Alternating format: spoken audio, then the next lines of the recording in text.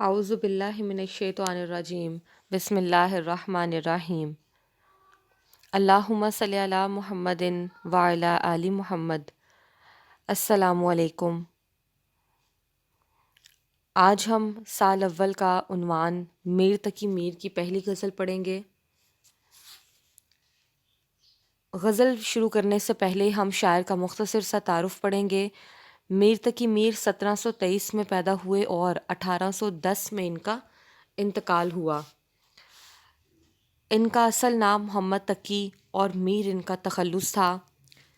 1723 میں یہ آگرہ میں پیدا ہوئے۔ آباء و اجداد کا تعلق حجاز مقدس سے تھا۔ سادات خاندان سے تعلق تھا اور والد میر متقی درویش کامل انسان تھے، جو بچپن میں میر کو کہتے تھے اے پسر عشق بود، یعنی اے بیٹے عشق اختیار کرو۔ ایام بچپن میں یہ الفاظ میر کی زبان پر ابھی راسخ نہ ہوئے تھے۔ راسخ یعنی پختہ نہیں ہوئے تھے کہ میر متقی ہزاروں من و مٹی کے نیچے جا چھپے۔ اب میر کی پرورش ان کے منہ بولے چچا میر امان اللہ نے کی۔ قسمت کی یاوری دیکھیے کہ ان کا ساتھ بھی زیادہ دیر تک نہ رہ سکا۔ اب ایک کمسن میر اس دنیا میں اکیلا فکر معاش کے لیے پریشان ہو گیا، یعنی روزگار کے لیے۔ بچپن میں پیاروں کو قبر میں اترتے دیکھا اور دل پر اس کا بہت زیادہ گہرا اثر بھی ہوا۔ جائیداد پر سوتیلے بھائیوں نے قبضہ کر لیا اور اپنے ماموں سراج الدین علی خاں آرزو کی بدسلوکی سے طبیعت جنونی ہو گئی۔ اب نازک طبع نے کہیں بھی سکھ کا سانس نہ لینے دیا۔ بالآخر 1810 میں لکھنؤ میں ان کا انتقال ہوا اور جہاں میر کی قبر تھی وہاں اب ریلوے لائن بچھا دی گئی ہے۔ میدان شاعری میں ہمیں غالب اور اقبال کے منکرین بھی ملتے ہیں، لیکن خدائے سخن میر تقی میر کا کوئی بھی منکر نظر نہیں آتا۔ یعنی بہت سے لوگ ایسے ہیں جو اقبال اور غالب کے پیروکار نہیں ہیں، یعنی ان کو مانتے نہیں ہیں۔ انکار کرنے والے موجود ہیں غالب اور اقبال کے، لیکن واحد میر تقی میر ایسے شاعر ہیں خدائے سخن جن کا کوئی بھی انکار کرنے والا نظر نہیں آتا۔ ہر دور میں انہیں استاد شاعر تسلیم کیا جاتا رہا ہے۔ دلی کے اجڑنے پر دلی کو چھوڑا، لیکن دلی کی یاد دل میں ناسور بن کر رہ گئی۔ میر کے کمزور کندھے دلی کی تہذیب کو گرنے سے روک نہ سکے، البتہ اپنے اشعار میں سمو کر ہمیشہ ہمیشہ کے لیے ان کو زندہ کر گئے۔ آپ کی تصانیف میں 6 دواوین جو ہے وہ دیوان کی جمع ہے۔ فارسی دیوان ان کا تذکرہ نکات شعراء اور آبیتی ذکر میر کے علاوہ ان کی 37 مثنویاں بھی اہم ہیں۔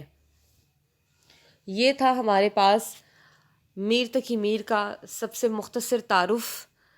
اب ہم ان کی غزل شروع کریں گے۔ غزل کا پہلا شعر ہے: جس سر کو غرور ہے آج یا تاج وری کا، جس سر کو غرور آج ہے یا تاج وری کا، کل اس پہ یہی شور ہے پھر نوحہ گری کا۔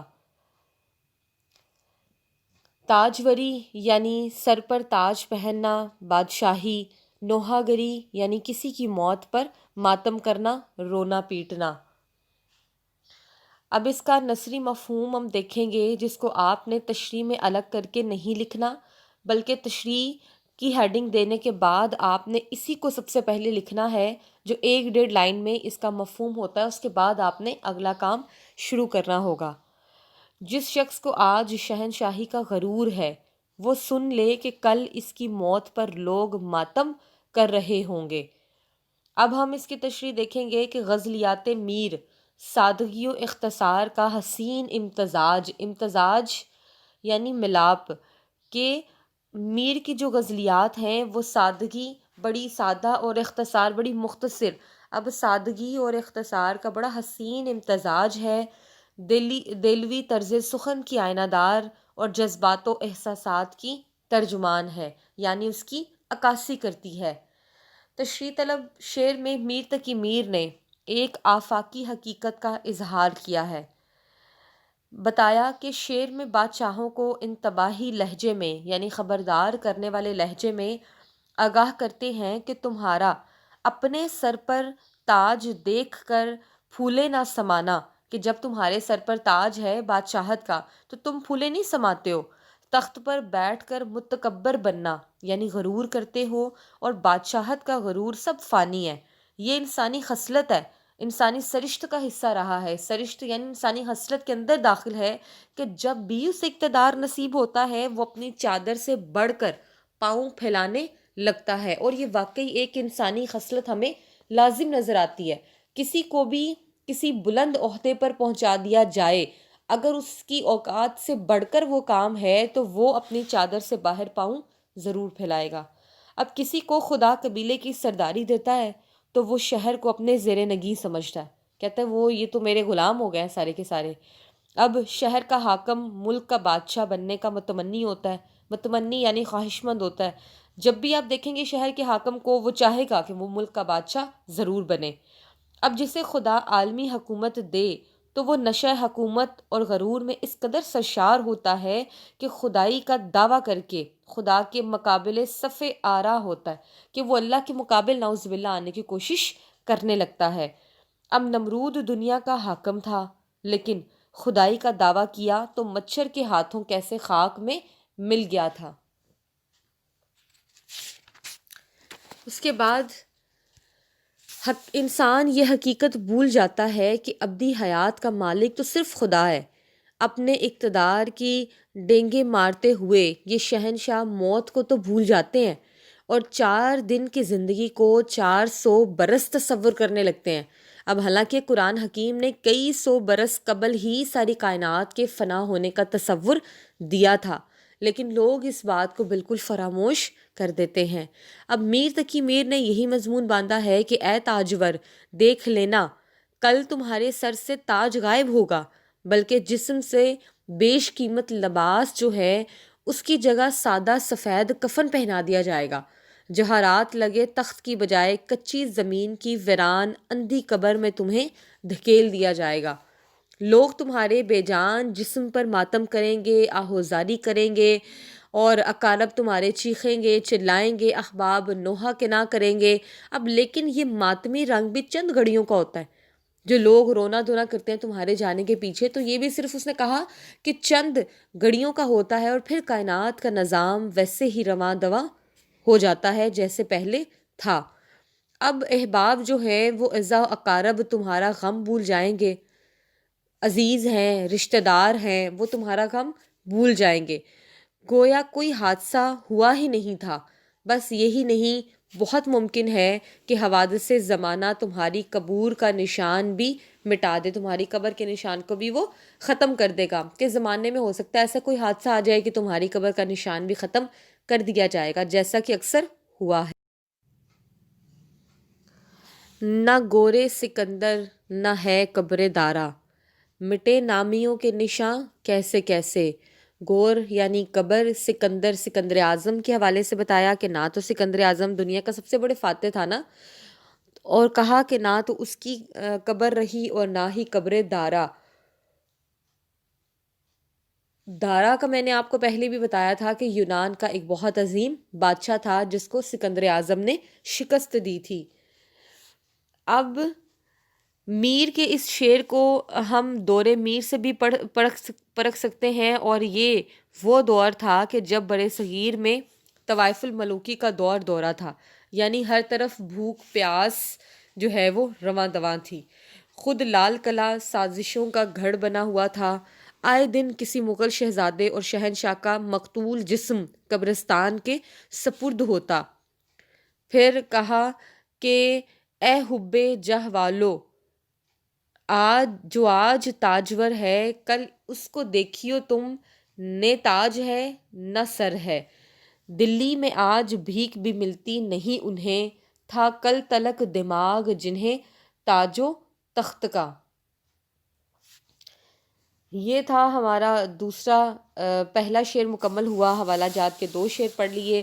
اب ہماری غزل کا اگلا دوسرا شعر ہے کہ آفاق کی منزل سے گیا کون سلامت، اسباب لٹا راہ میں یا ہر سفری کا۔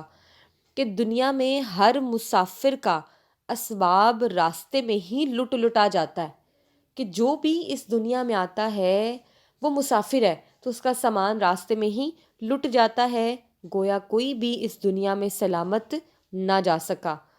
اب پھر ہم اس کی تشریح پڑھیں گے، یعنی شاعر کا تعارف جو ہے وہ ایک لائن کا لکھا جائے گا کہ غزلیات میر جو ہیں سادگی و اختصار کا حسین امتزاج، دہلوی طرز سخن کی آئینہ دار اور جذبات و احساسات کی ترجمان ہے۔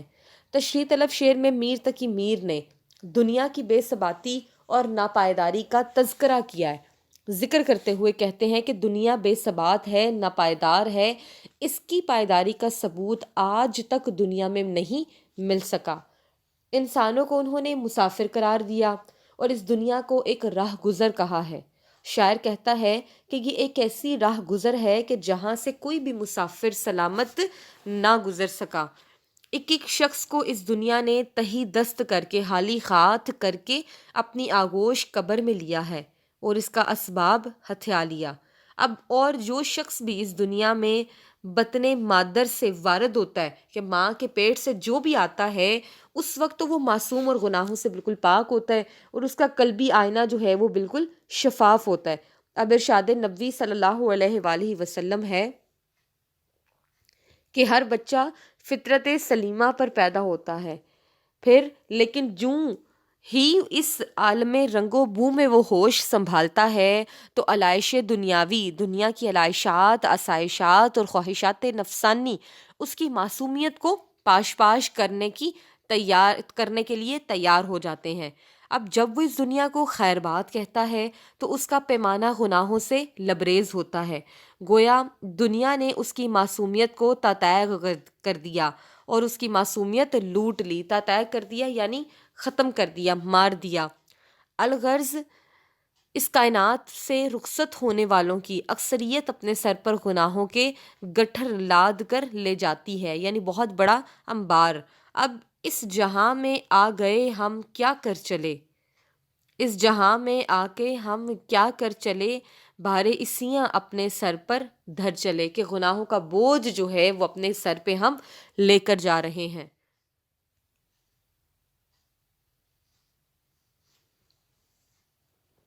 موت سے کس کو رستگاری ہے، آج وہ کل ہماری باری ہے۔ اب دراصل انسان اس دنیا میں یوں دل لگا لیتا ہے کہ گویا یہ دنیا اس کا ابدی ٹھکانہ ہے۔ وہ یہاں بڑے بڑے محلات، کوٹھیاں بھی تعمیر کرتا نظر آتا ہے، یہاں دولت کے انبار جمع کرتا ہے، کھربوں کا بینک بیلنس جو ہے وہ جمع کرنا شروع کر دیتا ہے، لیکن جب موت کا بے رحم ہاتھ اس کے جسم سے روح کھینچ لیتا ہے تو اس کا یہ تمام سامان، مال و اسباب دھرے کا دھرا رہ جاتا ہے۔ گویا اس نادان شخص کی کل جمع پونجی جو ہے وہ موت نے لوٹ لی۔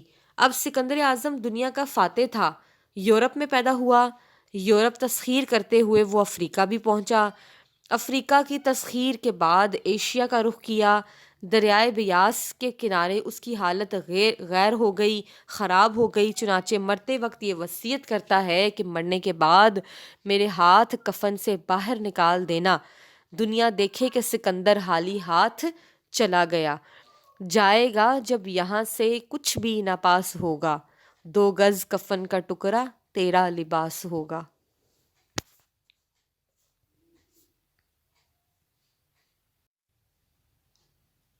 اب اگلا تیسرا شعر پڑھیں گے۔ ہر زخم جگر داور محشر سے ہمارا، انصاف طلب ہے تیری بیداد گھری کا۔ داور یعنی انصاف، منصف انصاف کرنے والا، محشر قیامت، اور انصاف طلب یعنی انصاف چاہنے والا، بیداد گری یعنی ظلم ناانصافی۔ اے محبوب ہمارے قلب و جگر پر لگا ہوا ہر زخم، روز قیامت اللہ تعالیٰ سے تیرے ظلم و ستم کے خلاف انصاف مانگے گا۔ غزلیات میر جو ہے وہ سادگی و اختصار کا بڑا حسین امتزاج، دہلوی طرز سخن کی آئینہ دار اور جذبات و احساسات کی ترجمان ہے۔ ہماری اردو کی روایتی اور کلاسیکی شاعری میں عاشق مظلومیت کا پیکر بن کر ہمیشہ سامنے آیا ہے۔ جبکہ محبوب ظلم و ستم کے پہاڑ توڑتا ہوا دکھائی دیتا ہے۔ عاشق ہمیشہ مظلوم ہے، سوختہ جاں ہے، آتشیں دل کا حامل اور ایک ایسا پیکر دکھائی دیتا ہے کہ جس پر ہر طرف سے نشتر زنی ہوتی ہے، جس کو ہر طرف سے جو ہے وہ نشتر زنی یعنی تیر جو ہیں وہ اس کو لگائے جاتے ہیں۔ اب محبوب کی بے رخی الگ، لوگوں کی تانا زنی الگ، احباب کی بیداد رسی الگ، رقیب کی رقابت الگ، اور اس کے دل و جگر کو زخمی کرتے رہتے ہیں۔ یعنی جب محبوب کو دیکھا جائے تو عاشق کو دیکھا جائے تو محبوب کی بے رخی بھی برداشت کرتا ہے، لوگوں کی باتیں بھی برداشت کرتا ہے، اس کے عزیز و اقارب جو ہیں اس کی بیداد رسی کرتے ہیں، اس کو الگ باتیں سناتے ہیں۔ اور رقیب جو تیسرا انسان ہوتا ہے، محبوب، عاشق اور رقیب ہمیشہ ایک تیسرا انسان جو کہ اس کا دشمن جس کو کہا جائے، دوست کہا جائے، اس کے لیے یہ استعمال ہوگا۔ اب محبوب کا تو دوست ہوتا ہے لیکن عاشق کے لیے وہ ہمیشہ اس کا دشمن ہوگا، اس کے دل و جگر کو ہمیشہ یہ چیزیں زخمی کرتی رہتی ہیں، ان کی باتیں۔ اب دوسری طرف محبوب ہے کہ وہ جو کسی صورت میں بھی عاشق کے جذبات کا احترام نہیں کرتا، گو عاشق اس سے ہزاروں وفاداریاں بھی جتلاتا ہے، اکثر ان وفاداریوں کا تجرباتی ثبوت بھی فراہم کرتا ہے۔ یہ کلاسیکی روایتی شاعری ہے جس کا ہماری عام زندگی میں کوئی بھی عمل دخل نہیں ہوتا۔ اب کہا کہ یہ عشق نہیں آساں، بس اتنا سمجھ لیجئے کہ ایک آگ کا دریا ہے اور ڈوب کے جانا ہے۔ اب ان تمام مشکلات اور مصائب کے باوصف جن سے ایک عاشق صادق کا پالا پڑتا ہے، اب وہ ان تمام مصائب کو بڑے صبر سے، خندہ پیشانی سے برداشت بھی کرتا ہے۔ اب یہ سوچتے ہوئے کہ آخر ایک دن محبوب اس سے خندہ پیشانی سے یعنی کھلے دل سے پیش آئے گا، اچھے طریقے سے، اور یہ سوچتے ہوئے کہ مصائب کا سامنا ہے تو راہ عشق میں ہمیشہ سے ہی پرخار رہی ہے، اور عشق کے راستے پر جگہ جگہ آگ کے الاؤ ہیں، انسان کا استقبال کرتے رہتے ہیں اور منزل کے راہی کو خون کے گھونٹ پینے پر مجبور بھی کرتے ہیں۔ پھر زخم پہ زخم کھا کے جی، اپنے لہو کے گھونٹ پی، آہ نہ کر لبوں کو سی، عشق ہے دل لگی نہیں۔ باز آ جاؤ ظلم سے ہمدم، ورنہ ایک روز حشر کا بھی ہے۔ بہتر ہے ظلم چھوڑ کے بن جاؤ تم رفیق، رکھو نہ تم جفا کے طریقے سنبھال کے۔ کہ دراصل میر نے محبوب کو اس خوبصورت انداز میں وفاداری کی نصیحت کی ہے کہ نہ تو یہ شکایت کے زمرے میں آئے اور نہ عاشق کی بے صبری میں، بلکہ خود محبوب کے فائدے میں شمار ہو۔ چنانچہ وہ کہتے ہیں کہ اے محبوب، اپنے رویے پر نظر ثانی کرو کہ اس میں تمہارا ہی فائدہ ہے، ورنہ روز حشر تمہیں حساب دینا ہوگا جو بڑا ہی کٹھن حساب ہوگا۔